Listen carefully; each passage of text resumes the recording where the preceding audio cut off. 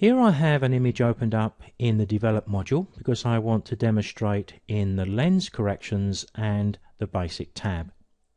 Now we don't need all of these panels around, so I'll use the little arrows at the top of the screen and at the left of the screen and the bottom to clear them, so we've got a nice big picture to view. Jumping to the Remove Chromatic Aberration first. We've dealt with this in a little more detail in the colour section.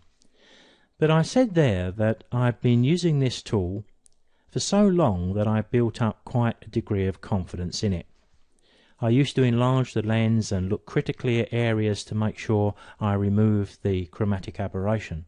But of course over a time I find the software does it so consistently well that I've got into the situation where I just come to the basic tab and tick the box. I'm that confident. And I think that's what the basic tab is going to enable us to do in relation to these three options, or certainly the top two.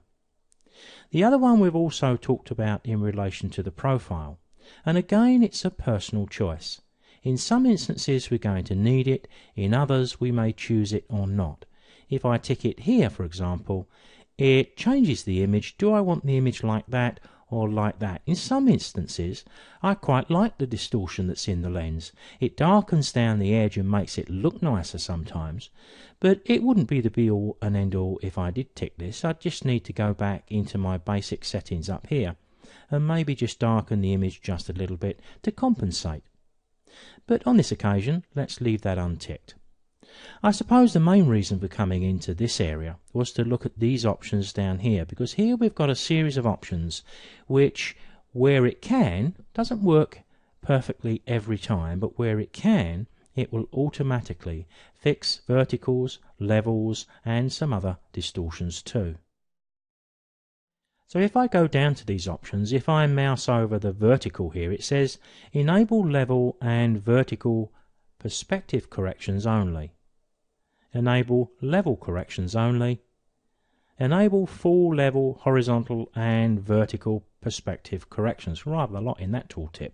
Let's just take a look at them. If I click the vertical, well, it does a superb job at clearing up the verticals in our image. And the white areas to the left and the right, of course, are superfluous to our needs, and that's why we have this option here, Constrain Crop. Now when I tick that, it deals with things perfectly. Now it does a superb job with this particular image, but of course it's always a question of choice. And what I mean by that is sometimes the distortion we see in our images is there by design. In other words, we quite like the power that we put into our images when we look up at tall buildings. So it's a degree of choice whether we like this image corrected for the verticals or not. Now if we untick this box, we may expect it to jump back to where it started with those white areas left and right. But that doesn't happen, because what we've done by constraining the crop is simply that. We've asked the software to crop the image. So if I want to remove that now, I do need to go to my crop overlay, and there it shows you exactly what it's done, and I need to reset the crop, and then we're back to where we started.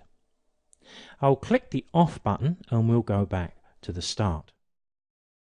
If I click just the levels here, you can see it doesn't do a great deal for the image. Let's go back to off.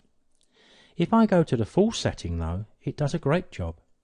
If I click it, it does what we think is a similar job to the vertical, but if I jump between the vertical and the full, you can see that I believe the full version is much nicer on the eye, but of course we would need to use it with the Constrain Crop.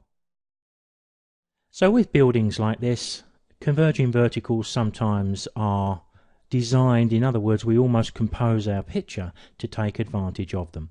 Let's look at something where perhaps the converging verticals are in need of correction. With the image of the old pump house, I've got quite close with a wide-angle lens, and of course I'm looking up to make sure I get the chimney in, and that's causing the lean in left and right. But here we can think of this as a fault more than something that's been composed into the picture. Now if I go to my Enable Profile Corrections, nothing happens. And the reason nothing happens is because the software isn't picking up the lens used. This image was shot quite a number of years ago, and even I can't remember what lens was used to shoot it. But let's have a look at how Lightroom deals with those verticals. The one problem I have here is if I was shooting this image these days, knowing what I know now, I'd have probably backed off just a little bit if I could to get a little more space at the top of the image, because if I go and try to correct the verticals here, you can see we also introduce an obvious problem. The verticals are fine, but it's not a good thing to have that chimney leaving the screen like that or touching the top edge. So with this image it would be a degree of choice, I expect. We can either live with the image as it is like that, or we can choose the vertical option and also live with the stack touching the screen. Maybe we've got another option. We do have one here, but this one doesn't do such a good job. As soon as we click it, we can see exactly what it does, but of course if we now touch the Constrain Crop, it's going to have to crop from here, and it's going to have to crop down here somewhere. So, well, let me demonstrate what's going to happen. That's the picture we end up with. So on that particular occasion, the full setting doesn't do a great deal for us. So let me remove that Constrain Crop, go back to my overlay and reset it. We do have another option here. Let's go back to the off setting. It's the full auto, and what it's going to do is, well, I don't think I'll explain. I think I'll just click the button and leave you a few seconds to marvel at the power of this software. The best of all worlds is the best way I can describe it.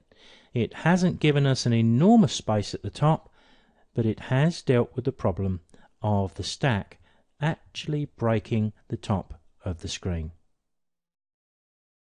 So although we do have a number of options all locked into the lens correction panel here, perhaps we can argue that we're never going to want probably more than one of those, and in most cases, because of the power of the software, if we open up the basic tab, we know if we click the Enable Profile Corrections that it will correct anything that needs correcting if the lens can be read, and all my modern lenses can.